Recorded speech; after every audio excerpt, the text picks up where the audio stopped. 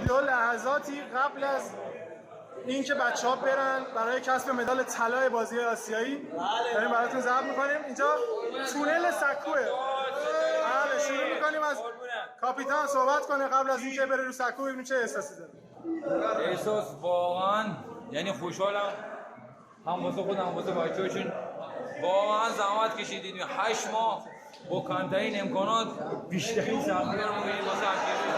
یعنی مدال نقره و برنز واسه ما ارزش نداشت. تبریک میگم به تمام مردم ایران و تبریک میگم با بچه‌های خوب تیم. یه خدمت هم معاف شدیم دیگه. چند درصد بچه‌ها خدمت همه رفتن. هیچ کس به فکر خدمت و اینا نبود. فقط فکر قهرمانی. آقای مفصولی معاف شد. بقیه همه خدمت. خدا رو شکر.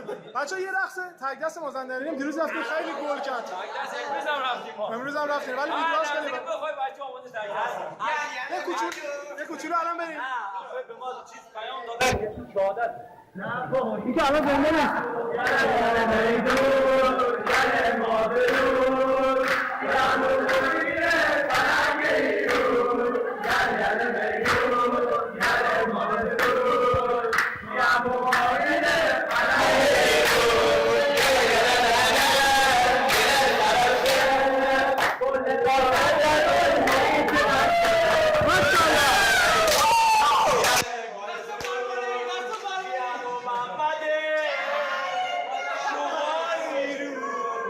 شیرین بگیم و تمام بشه. 1 2 3 شیرین.